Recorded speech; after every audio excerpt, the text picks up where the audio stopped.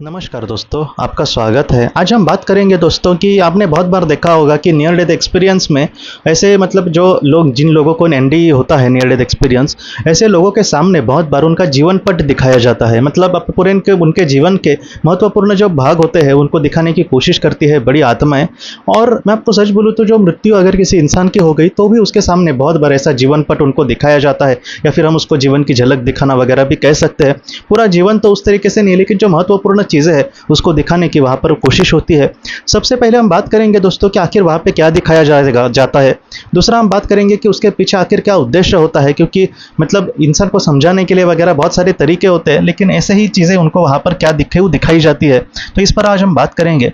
क्या है दोस्तों कि जैसे हम आज और यहाँ पर हम जिस तरीके से जीवन जी रहे, तो ऐसे में हमको क्या लगता है कि हमारे जीवन के जो भी महत्वपूर्ण पल होंगे, जैसे कोई एक इंसान है, उसके जीवन में वो स्कूल जब चला गया था तब वो उसके जीवन का बहुत ही महत्वपूर्ण क्षण हो सकता है, या फिर उसकी जब शादी हो गई तब वो उसका जीवन का वो महत्वपूर्ण क्षण हो सकता है। कोई गवर्नमेंट की एग्जाम दे रहा था और उसमें वो पास हो गया और कहीं ना कहीं उसको सरकारी नौकरी मिली, तो उसके जीवन का बहुत ही अच्छा पल हो सकता है।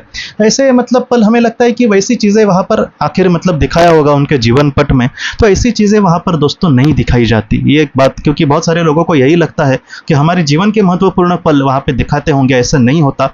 वहाँ पर वो पल दिखाए जाते हैं जो आत्मा के लिए ज़्यादा ज़रूरी होते हैं, जो आत्मा के लिए सीखने के लिए ज़्यादा ज़रूरी होते हैं, जो आत्मा के आध्यात्मिक विकास के लिए बहुत ही ज़्यादा ज़रूरी होते हैं। तो वहाँ पर आखिर क्या दिखाया जाता है?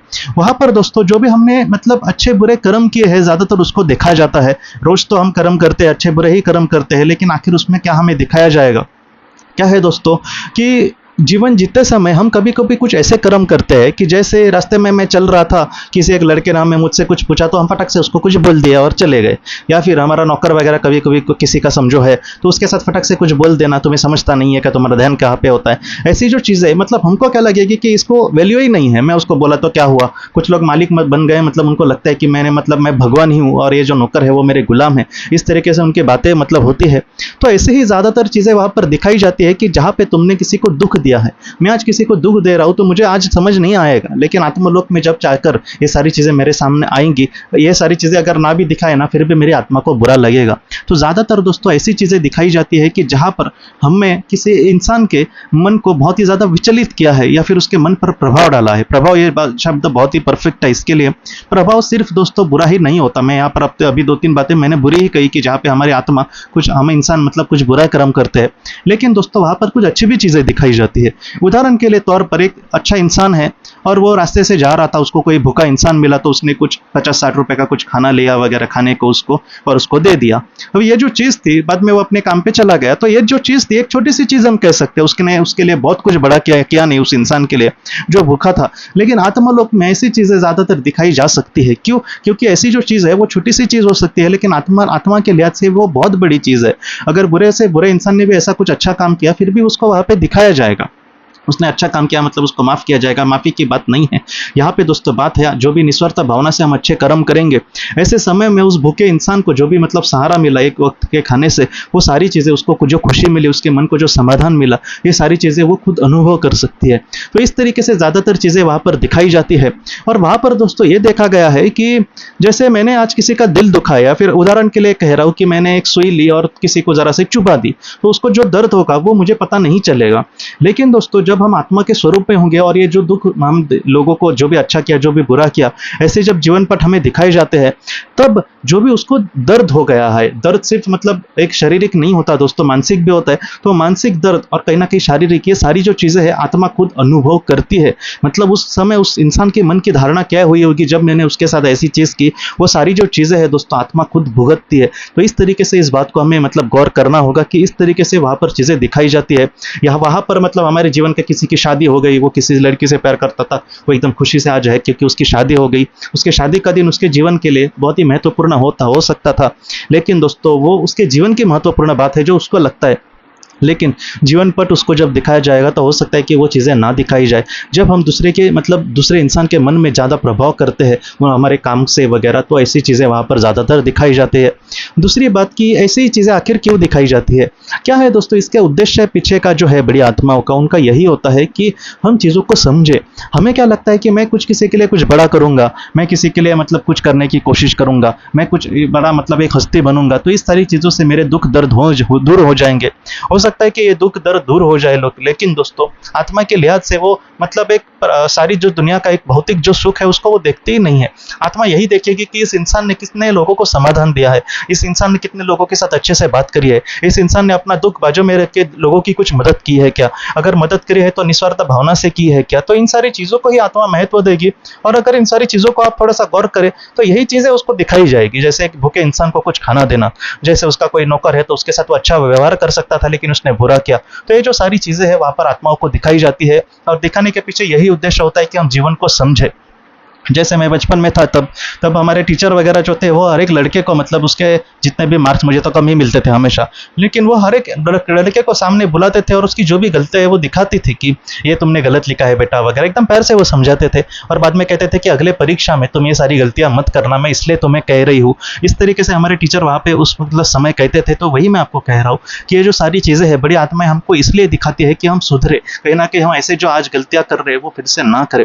इसलिए जितना हो सके अच्छे कर्मों से, अच्छे विचारों से हमें अपने जीवन में आगे बढ़ना होगा। दोस्तों आज हम कुछ कर रहे हैं, हमें उसका कुछ भी नहीं लग रहा है, मैं अगर किसी को दुख दे रहा हूं तो वो सारी चीजें कल हमारे आत्मा को ही दुख देंगे। इसलिए जितना हो सके अच्छे कर्मों से, अच्छे विचारों से अगर हम आगे बढ़ेंगे। हाँ, मुझे भी पता है कि हम परफेक्ट नहीं है, कुछ चीजें ऐसी होंगी जो शायद गलत हो, लेकिन उसमें भी हम कुछ अच्छा बनने की अगर कोशिश करेंगे। गलत आखिर वो क्यों हो रहा है इसके जड़ तक जाकर उस मतलब हमारे अगर कोई बुरा मतलब हमें कोई आदत है तो उसको हम छोड़कर अच्छा इंसान बनने की जरूर कोशिश करते हैं। और ऐसी जो चीजें हैं दोस्तों अपने आप में मतलब सुधार लाना, ऐसी चीजों को भी आत्मलोक में बहुत ज्यादा महत्व दिया जाता है। इसलिए जितना हो सके दोस्तों अच्छे कर्मों से अपने मतलब हमारे जीवन में आगे बढ़ना होगा। आखिर बात कहता हूँ दोस्तों, मैंने हाल ही में एक किताब पढ़ी, उसमें एक इंसान, तो मैं भूल गया उस इंसान का नाम, मुझे माफ करना, लेकिन उसमें एक ऐसा इंसान क्या ही मतलब बात करी है कि वो बहुत ही ज्यादा सिगरेट पीता था और उसने मतलब बहुत ज्यादा वो सिगरेट पी पी कर बाद में बीमार हो गया। उसको डॉक्टर ने भी समझाया सारी चीजें, लेकिन वो सुधरा नहीं। और एक समय उसके जीवन में ऐसा आया दोस्तों कि वो बहुत ही ज्यादा बीमार हो गया और उसके मन में कुछ ऐसी बात आई कि मैं मतलब मुझे जो जीवन मिला है कुछ अच्छा काम करने के लिए मिला होगा, मैं ये क्या मतलब फालतू की चीजों में गवा रहा हूँ। और उसके बाद दोस्तों उसने सिगरेट भी छोड़ी और उसके बाद दोस्तों उसने एक खुद का एक ऐसा मतलब एक प्रोग्राम चालू किया कि जहाँ पर संडे को शाम को वो ऐसे ही लोगों को बुलाने की कोशिश करता था जो बहुत ज्यादा सिगरेट पीते हैं, जो सिगरेट मतलब पीते हैं, और ऐसे लोगों को वो समझाने लगा कि मैं भी ऐसे ही था, हमें जीवन को वेस्ट नहीं करना। ये जो सारी चीजें हैं हमारी मतलब आर्थिक जीवन में भी बहुत ज्यादा प्रभाव डालेगी, आपका शरीर धीरे धीरे मतलब ये हो जाएगा। तो इसलिए जितना हो सके आप धीरे धीरे छोड़ना। बाद में वो ऐसे कैंपिंग भी बाद में धीरे धीरे चालू करने लगे कि रविवार को हम ऐसे ही जंगल में वगैरह घूमने जाएंगे, कुछ ऐसा एक्सप्लोर करेंगे, थोड़ा सा हम मतलब चीज़ों को देखने की कोशिश करेंगे, नेचर को करीब से देखेंगे।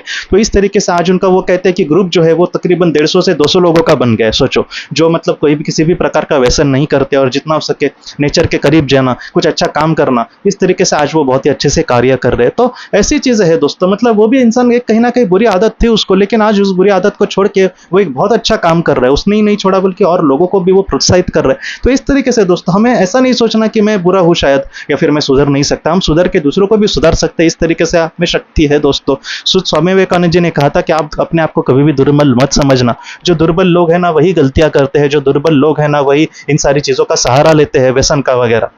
उसके अंदर मतलब तुम इतने बलशाली इंसान हो कि ये सारी चीजें छोड़कर दूसरों को भी मतलब जीवन में अच्छे राह पर तुम लेकर जा सकते हो। बस भरोसा करना दोस्तों। उन्होंने यही कहा है कि अगर हम चाहे तो पूरे पर्वत को भी मतलब पिघला सकते हैं। इस तरीके से इच्छा शक्ति हमारे अंदर होनी चाहिए दोस्तों। तो दोस्तों हम अपने अगले वीडियो में मिलते हैं। आप अपना अपने परिवार का ख्याल रखना। आपका बहुत बहुत धन्यवाद। जिन्होंने किसी अपने को खोया है, यह किताब आपको बहुत सारे सवालों के जवाब दे सकती है। जैसे हमारे जीवन में ऐसे दुख आखिर क्यों आते हैं, इसके पीछे क्या कारण हो सकते हैं, कुछ ऐसे कार्य जिससे हम अपने जीवन में आगे बढ़ने की कोशिश कर सकते हैं, ध्यान और प्रार्थना कैसे करें, इन सारी बातों के बारे में आपको बहुत ही अच्छे से मार्गदर्शन मिल सकता है। और सबसे अच्छी बात कि यह आपको किताब पढ़ने की भी ज़रूरत नहीं, यह आपको ऑडियो बुक के ज़रिए व्हाट्सएप पर भेजी जाएगी। अगर आपको यह किताब चाहिए तो कृपया इस व्हाट्सएप नंबर पर मैसेज करें।